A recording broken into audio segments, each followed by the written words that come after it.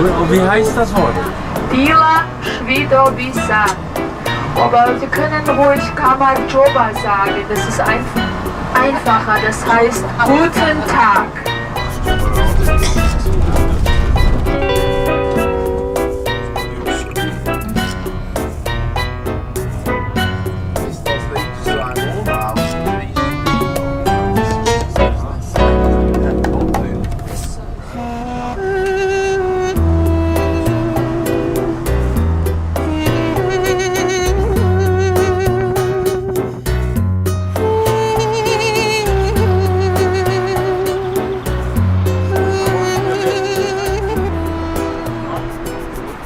Es ist ja so, dass die Verfolgung der Andersgläubiger hier stark verboten war. Die Andersgläubiger fühlten sich hier sehr gut und genießen die Hochachtung und die Ehre, die denen gewährleistet wurde.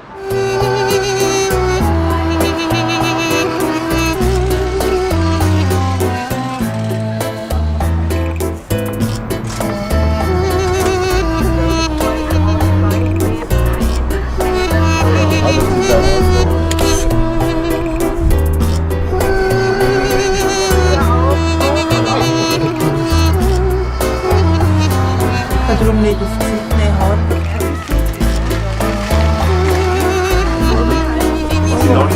Wir sind am Tisch. Es ist so, dass wir 3 Schriften haben. Die älteste Schrift bis zum 5. Jahrhundert nach Christus bis zum 6. und vom 6. bis zum 15. Jahrhundert die zweite Schrift und vom 15. bis heute diese, was wir heute verwenden. Aber die älteste Schrift lernt man in der Schule. In einer Klasse, aber wenn man das nicht verwendet, vergisst man ja auch leicht. Ne?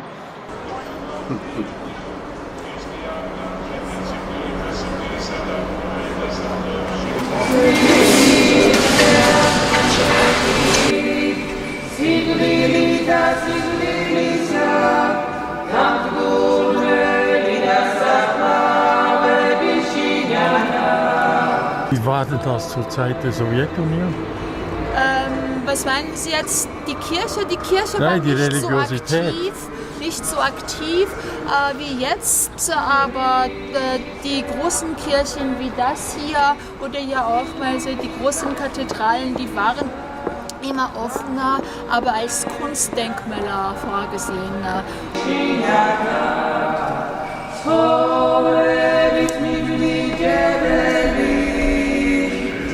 Und die Kirche ist gegen die Abtreibung und jetzt ist ja auch neue Tendenz der Kirche, jedes 3. Kind in der Familie darf ein Patenkind von dem Patriarchen sein. Und weil die Georgier so religiös sind, versuchen die das 3. Kind hier auch zu bekommen, damit das Kind oder der Patriarch Pater von diesem Kind ist. Nach der Wende war es so, dass das georgische Volk praktisch sofort in die Kirche gegangen ist, sofort religiös geworden ist, wie es in der Bibel geschrieben steht, wie die Hirsche schreien nach Wasser, so schreit mein Herz nach Gott. So war es nach der Wende. Einige haben mich ja auch gefragt, es gibt ja so in Tbilisi so ein Metro, U-Bahn, 2 Linien und 21 Stationen. Es ist nicht groß, in den 60er Jahren gebaut, also zur kommunistischen Zeit. Die erste Schule, das klassische Gymnasium von Tbilisi hier links. Tbilisi Marriott hier, das Hotel, eines der teuersten. Ein Schwimmbad kostet also pro Stunde 50 Lari mit alles drum und dran. Und das ist die brutale Massage, was es überhaupt gibt. Aber nach der Massage und nach diesem Schwefelbad bekommt man eine Babyhaut. Das ist sehr gesund. Und was die Bäder hier betrifft, Puschkin war begeistert von diesen georgischen Schwefelbädern. Deswegen hat er mal so geschrieben, dass die georgischen Bäder in Tbilisi die luxuriösesten Bäder der ganzen Welt waren.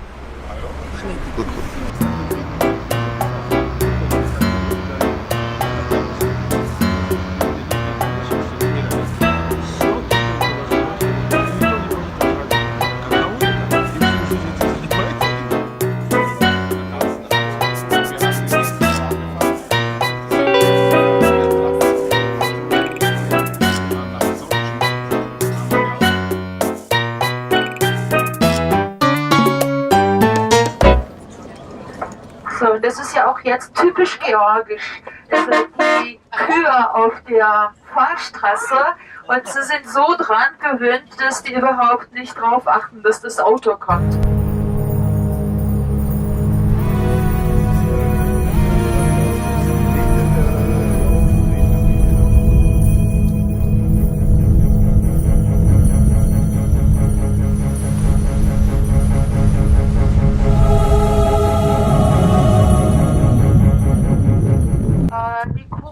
Von der Türkei und bildet das Kaspische Meer und die Arabi kommt aber vom Kaukasus. Die Jünger verliefen sich und diese Kirche betrifft hier, das ist die Kshvari-Kirche aus dem 7. Jahrhundert, was in der Übersetzung ins Deutsche Kreuzkirche bedeutet.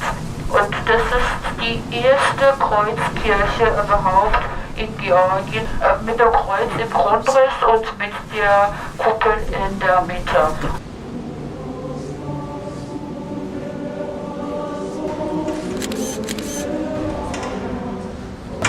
Hier sieht man ja auch ganz gut, also der Übergang bis zu der Kuppel sind durch diese Zwischenbögenhäusungen, die heißen Trompen. Und man sieht hier ja auch ganz gut das Kreuz, also im Grundriss, und die Kuppel ist so richtig in der Mitte.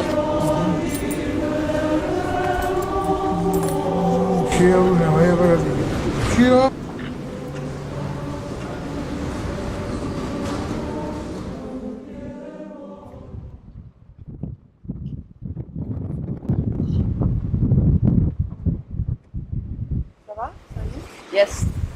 Merci.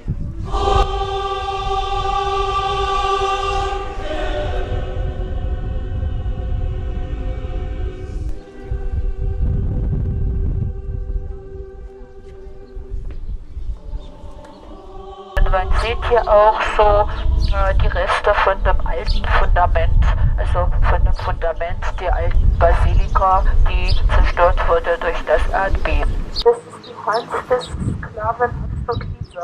Das war der Baumeister, der dafür bestraft wurde, weil er so gewagt hat, seinem Lehrer in der Baukunst zu überflügeln. Und ihm wurde die rechte Hand abgehackt. Also es gibt hier auch so die andere Geschichte, warum der Baumeister der Kathedrale so stark bestraft wurde. Er war so eine Jungfrau verliebt, in die der König Georg der Erste auch verliebt war. Das ist also der Grund, warum der König ihn so bestraft hat.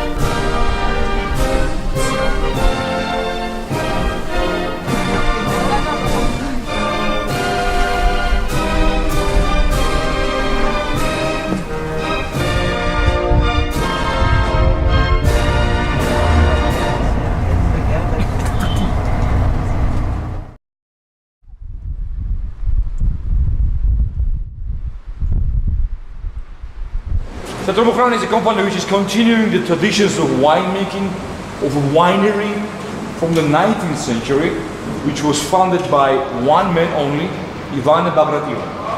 Ivane Bagrationi was a member of the royal family of Georgia. He was one of the most important, one of the most influential historical persons for Georgia from the 19th century, and started production in 1878 and achieved a huge success. He was making about 1.5 million bottles of wine per year, exporting in Europe, in United States at some point, and stocking the empire of Russia and Russian royal family personally, directly. But unfortunately this success was short-lived because of the Soviet Union, who of course changed entirely the production. They built the factory of the Soviet champagne here on the top of our cellars and destroyed our cellars entirely. It was functioning as a school, as a library, as a municipality building, as a theater even at some point. And in 1985, because of the prohibition of alcohol in the Soviet Union, government cut down all the vineyards here, planted the fruit plantation, and they used the castle only as the storage for the chemicals from the fruit trees. Georgia is officially considered the cradle of winemaking, the birthplace of wine, because the oldest evidence of the wine fermentation in the world, which is quarry, the huge clay vessel which is buried underground and is doing all the processes to make the wine, fermentation and aging. And all the evidences of it were found in Marneuli, the town nearby of Tbilisi, on one of the hills, where archaeologists have excavated the oldest remains of clay vessel with the seeds of the grapes, dated 6,000 years before Christ. Armenia has the oldest winery in the world, 4,000 years before Christ, but the oldest evidences of the wine fermentation has been found in here. And we are the only country in the world which still uses this technology.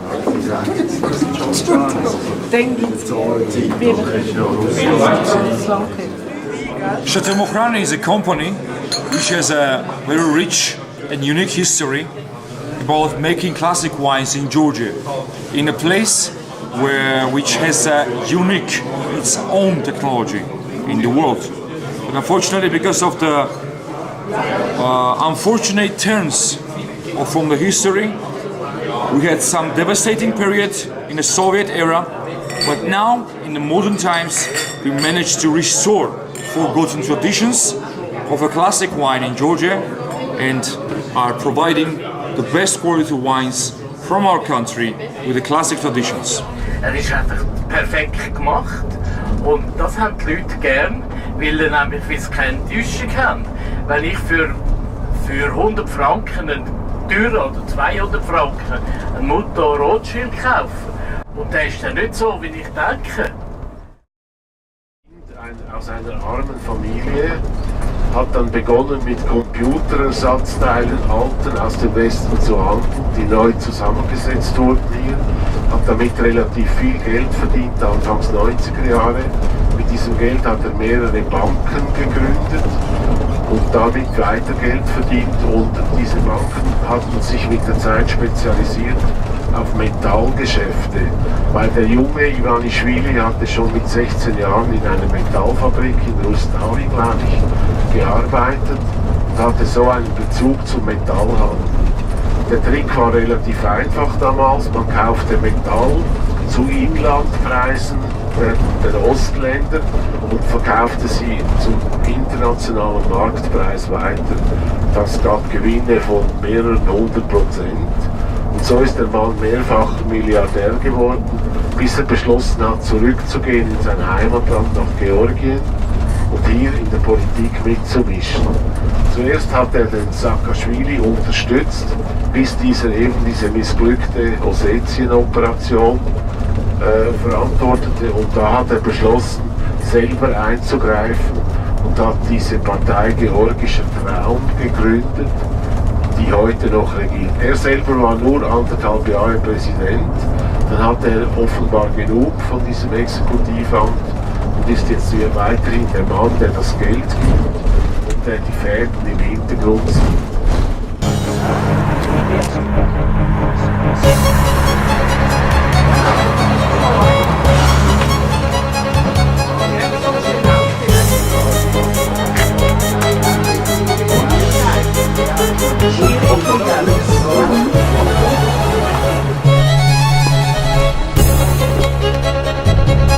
Also der Fluss hier heißt Aragvi. Der kommt vom Kaukasus.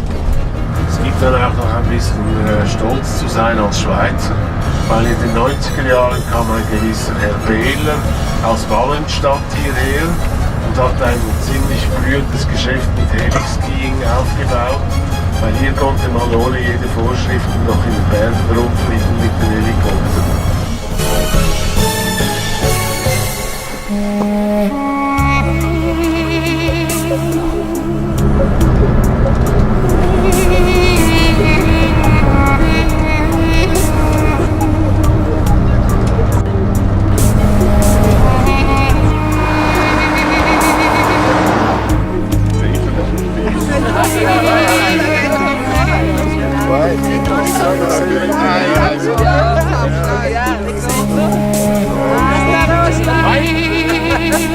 Ist es schön hier? Ja, es ist schön hier. Und wie fühlst du dich? Ich fühle mich gut. Ist es fertig? Es ist ein bisschen kalt, aber gleich ist fertig. Das Interview ist jetzt auch fertig. Ist fertig? Jetzt Das ist hören wir gut. Nous voici dans le Caucase à 2500 mètres et nous sommes montés avec des jeeps. La route était vraiment impraticable avec des gros trous et tout. Ouf, on est en haut. Et il y a en haut, il y a une église. Der Berg heißt Kasbek, aber der georgische Name von dem Berg ist so schwierig auszusprechen. Lieber Kasbek. Wie hoch ist der? 5039.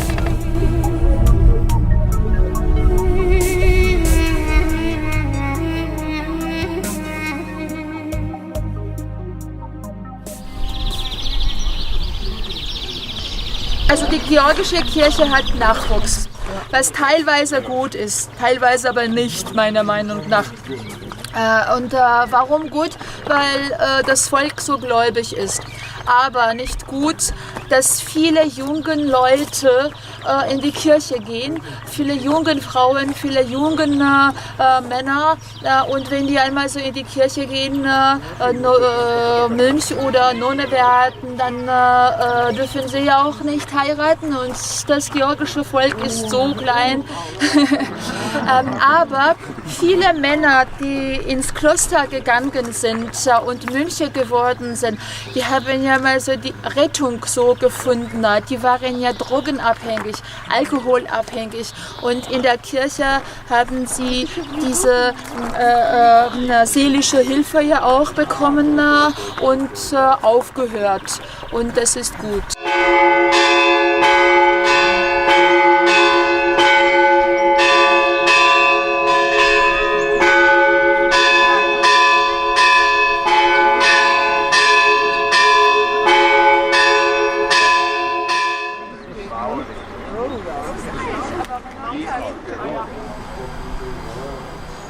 Ist es denn wahnsinnig heiß drinnen? Verbrennt das nicht? Nein, nein. Das klingt beim Auszügen.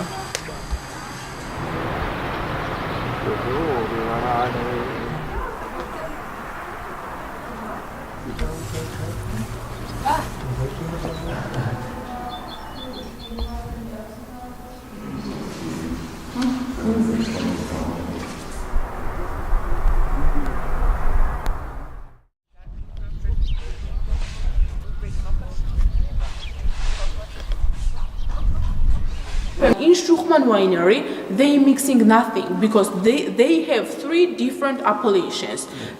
I'm just asking if you are using some pesticides against fungus or Okay. other illnesses. So at this moment, we don't have any kind of problem about our grape. Okay.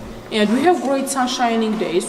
We have perfect raining days, which is also so important for our grape. And now we are so lucky because we don't need some pesticides for our grape.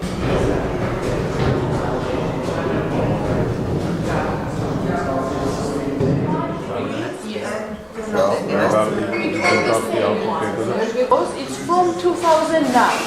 This wine is oldest wine and the best wine, if you like, and if you prefer dry red wine, it's the best wine, I think, for you. Wenn du vorne schmeckst, also ich will jetzt nachher sagen, nur vorne und hinten ist er praktisch gleich. Hinten hat er ja mehr die leichten Töne, also ich sage Feierli hat er, Flittern kann er haben. Das ist aber mehr hinten und vorne ist eher etwas Erdiges oder muss nicht gerade Walderde sein, aber einfach so etwas Festes. Und wenn ihr das schmeckt, ist vorne Feierli und hinten Feierli oder gar nichts. Also das heisst, der hat für mich keine Spannweite. Also ich habe eigentlich nicht ein wahnsinniges Genussgefühl gehabt. Nein. Aber also es ist ein mineralisch. Ein guter Trinkfluss, also man kann ableeren. Man kann ihn ableeren. Für mich hat der Ton drin, der viel am Vorne, wie ich bis jetzt hatte, das ist Gemüsesuppe. Ja. Aber man weiss nicht, was es kostet. Nachher beim Nasen. Also es ist eigentlich, ja, kommt sofort ein sehr starkes, intensives Aroma. Vor allem also reife, rote Beeren. Eine sehr schöne Nase. Und sie baut sich auf, das finde ich auch schön. Sie baut sich stufenweise auf. Also wenn man mit den Vorhängen hier mit den anderen, die sonst noch haben, bin ich eigentlich sehr positiv überrascht. Nachher im Gaumen, im Retro-Olfaktiv, da kommt natürlich die ganze Frucht kommt noch einmal, also die reife Frucht kommt wirklich sehr stark. Kannst du das Fremdwort noch mal sagen? Retro-Olfaktion. Das ist das, wenn es da hinten ist, von hinten durch den Kanal nochmal. Also in der Gürzel kommt das der erste Süft.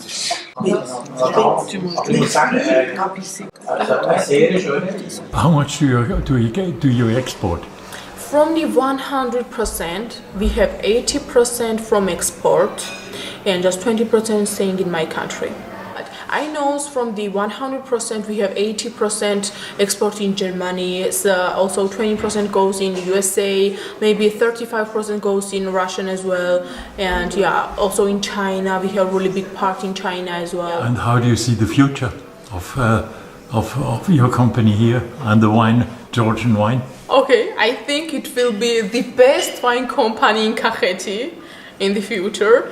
And we will have a lot of people from in everywhere. It will be a lovely place for every people from everywhere, and I think it will be really famous company in Europe as well. Now we are also famous, but in the future it will be the best company in the world. I think it's my dream, and I think it will become true. That's good advertising. Thank you. You're welcome. Okay. You're welcome. Okay. Okay.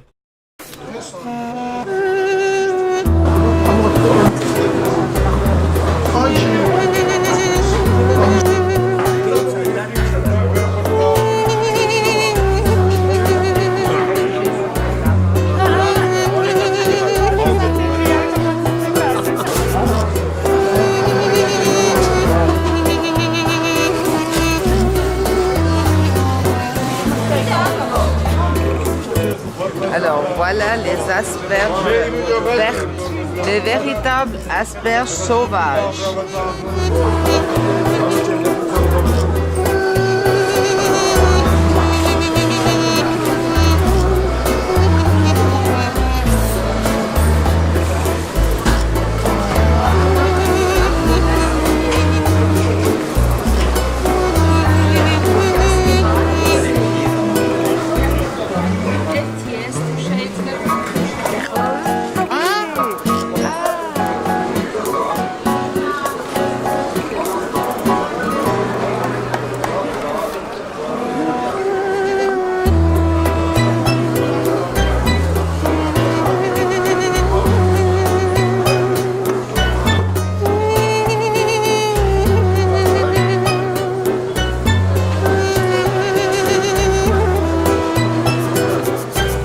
Switzerland.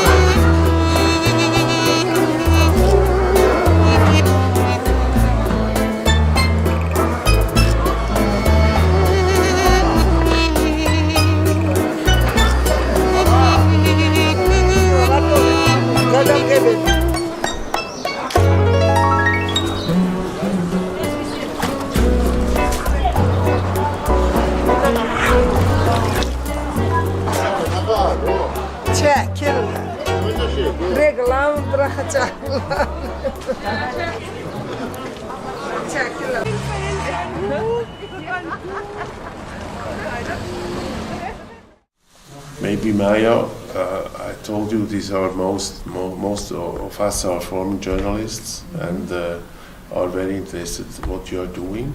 And maybe you could present yourself a little bit. Okay, I'm working as an editor of internet news portal Netgazeti, which means internet newspaper from Georgia, Netgazeti.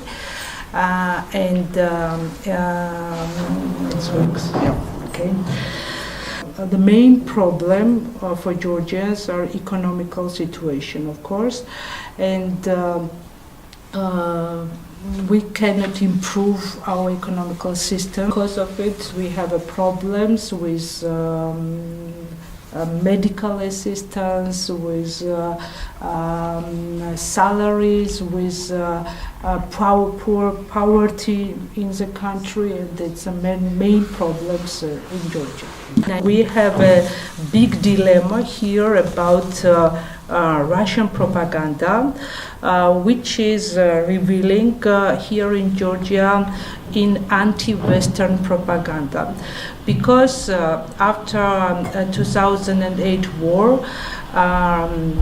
Russian propaganda here does not work because people still knows that this is a country who we are bombing peace people here, and it's a big shame in Georgia to say that Russia is a good neighbor of the country, but Russia began to make in Georgia its soft power policy, which means that to the society it's mostly anti-Western messages, not pro-Russian.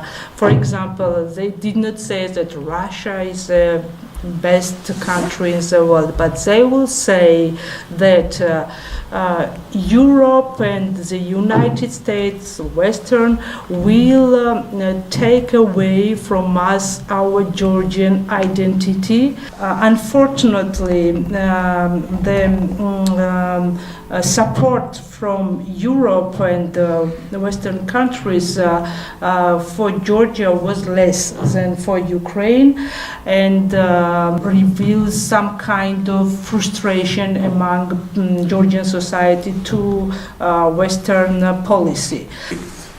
As far as you told us now, it's just on the Russian side, it's up to Russia to solve this problem. No. But is there also a way out from the Georgian side? Of course. To get into a more balanced relationship with Russia? I think most important thing for Georgia is to continue its Euro-Atlantic integration. Without the support of Europe, United States, NATO, we cannot continue our independent life.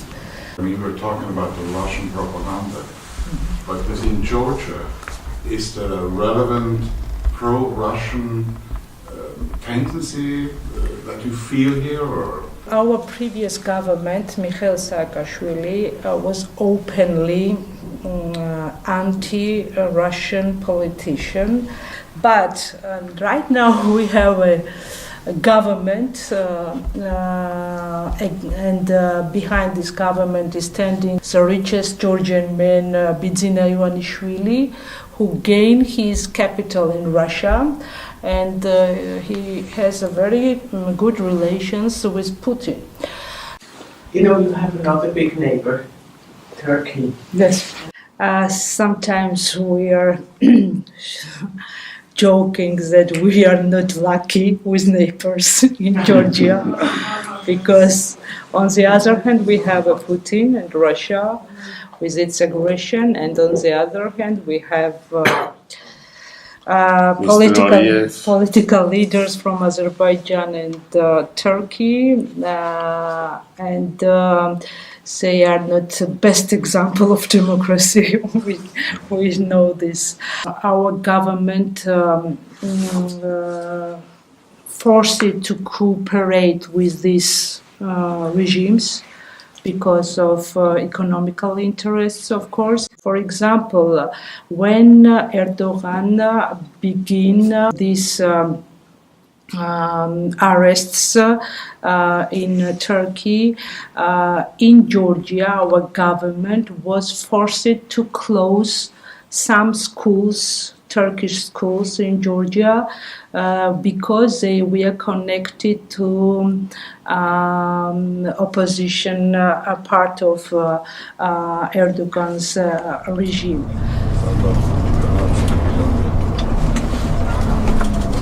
Also jetzt links geht hier die Straße bis an die aserbaidschanische Grenze.